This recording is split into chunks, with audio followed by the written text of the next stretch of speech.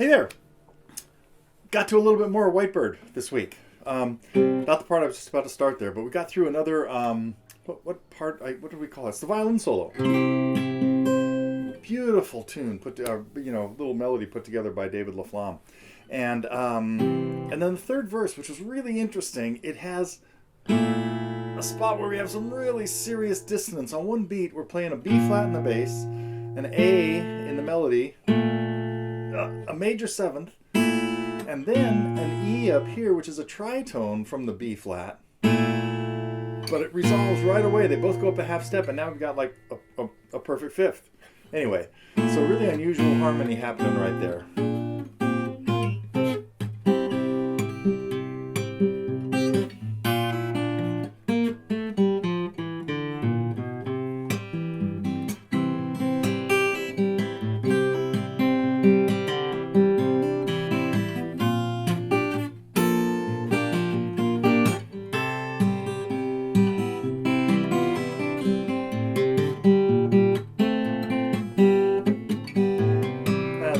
So well. Anyway, sorry about that. Got a little carried away. But I had some. Well, let's see. It's Friday, February 18th. I got a couple things on my mind, just a couple, not too much to go into today. And one of them is one of my students this week started working again. Told me about a video that I haven't tracked down yet, but it's Randy Carlisle on the Howard Stern show doing Madman Across the Water. So this afternoon I'm going to check that out, but it kind of got me re-inspired to think about Madman, and I was surprised to find out that, because I thought, I know I used to play an instrumental version of that, right? I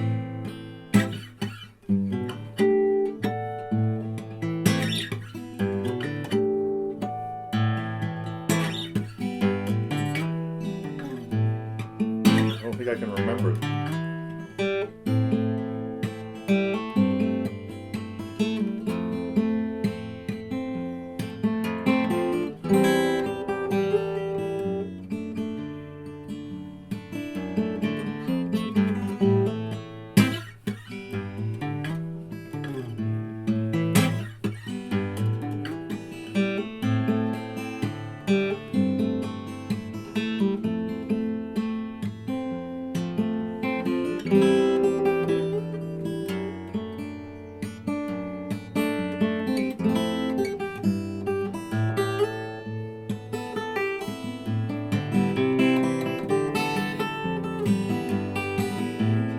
That was lucky.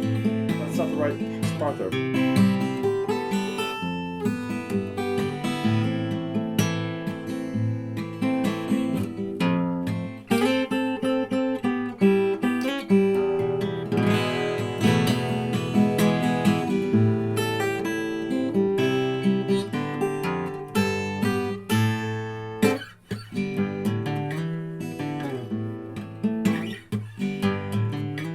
Anyway, so I started thinking, I got to resurrect that and start playing it again. And then I thought, man, I wish I had written that out back when I was playing it 10 years ago.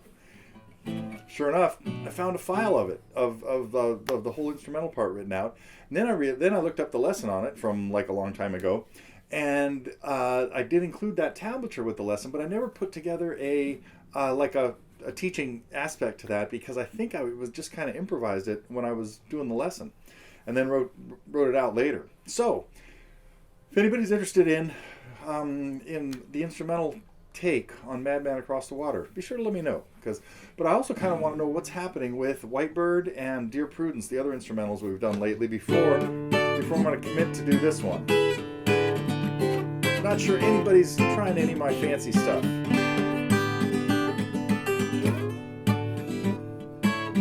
But I did get a request for a lesson on this. This is, of course, Sylvia again.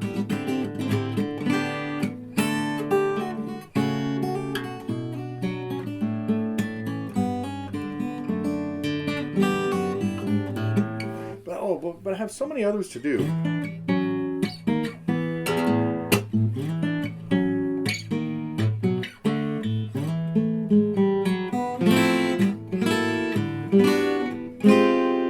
Some really weird chords in that.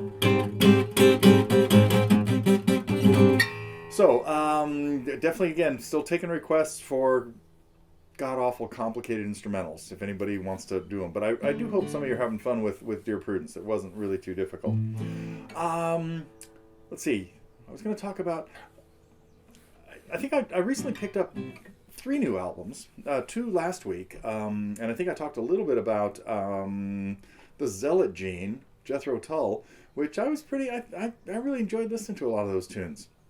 Also got Neil Young's latest, Barn, that has some pretty cool tunes in it too. I mean, I think this is probably the 50th album of his I've added to my collection. I don't even want to know, but it's I was pretty impressed with that as well.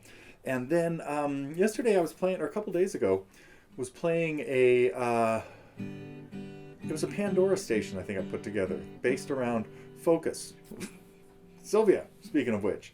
And and a lot of other really interesting things came up. And there's a spot in Pandora, I don't know if anybody's still using Pandora, but I know Spotify's sort of taken over the next generation's listening habits. But I was kind of, I realized that I'd set up a couple of stations to see how it worked, and one of them I just put in Focus, and then there's a way on there now to have it play deeper cuts, and all of a sudden a lot of Zappa came up, and King Crimson and Gentle Giant, and Steve Morse. Anyway, why I brought up this story was heard a tune. Oh man. Break the Lock, rattle the lock, or something like that it was called. It was a David Gilmour album. It came out about 5 years ago. That totally missed my radar, but it's now in the iTunes library as well. So really liked most of what I've heard of David Gilmour's solo albums, On an Island, and of course the earlier ones, the first David Gilmour and About Face. Then I looked up, and the only lesson of his I've done was from a solo album. Was Smile, which is a really pretty little thing. And so, got to get a few more David Gilmour tunes in here.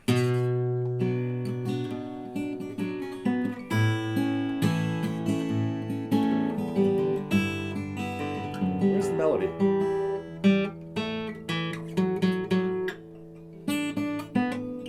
There we go.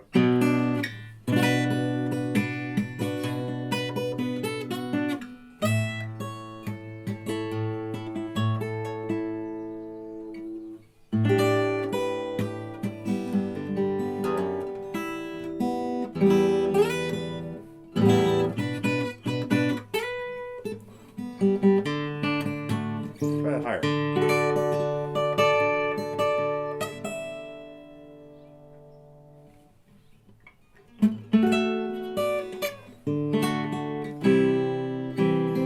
Oh, it's the A, of course.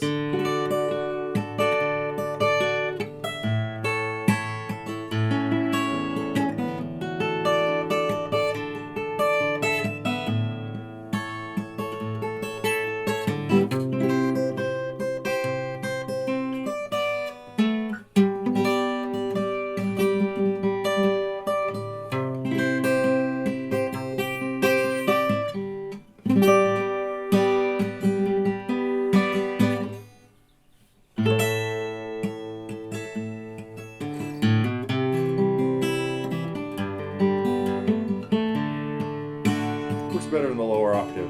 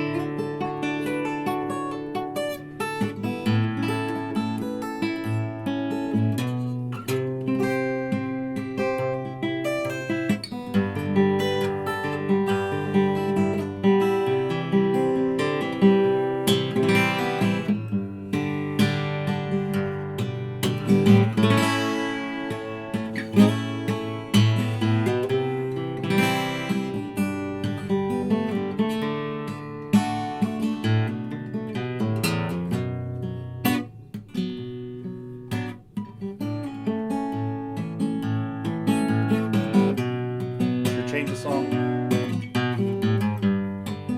Wrong key, of course.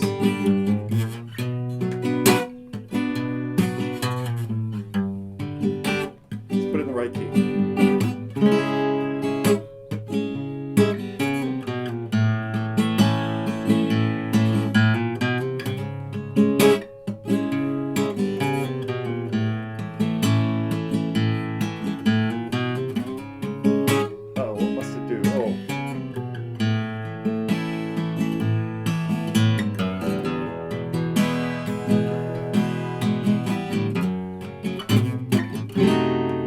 It's gotta go. That's not right.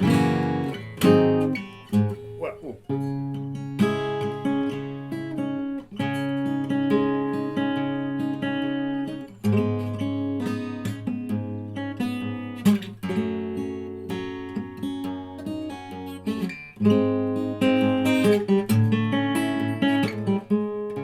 Okay, sorry. I had one more thing to tell you about, and I better get to it because I'm going to wander off here and get totally lost in playing Pink Floyd tunes. Don't start that. The question came up from somebody about tablature, and I replied to it on the forum, but I was having a hard time thinking of how tablature would work for a song like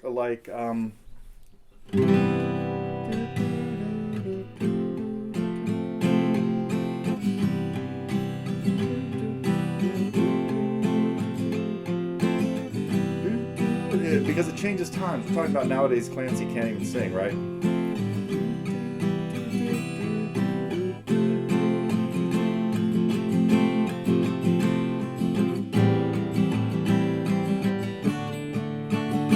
Anyway, so I'm kind of at a loss as to whether tablature would help there. I could use some suggestions if anybody has.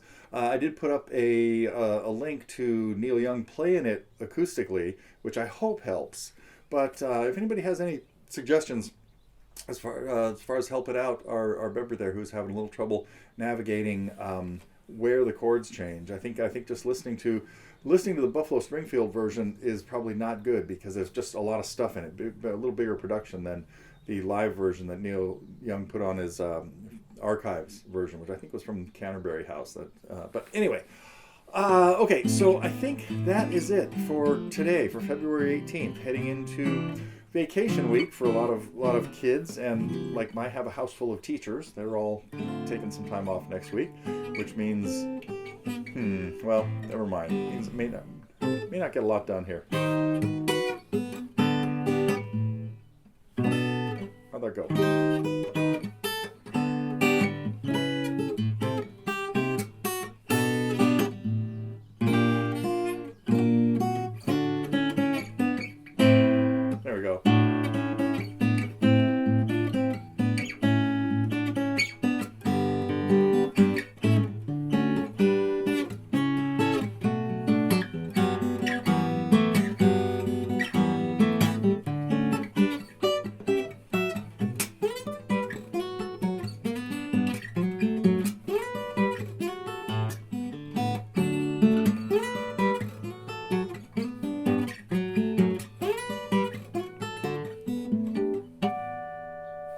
Okay, I'm out of here for now. See you next week.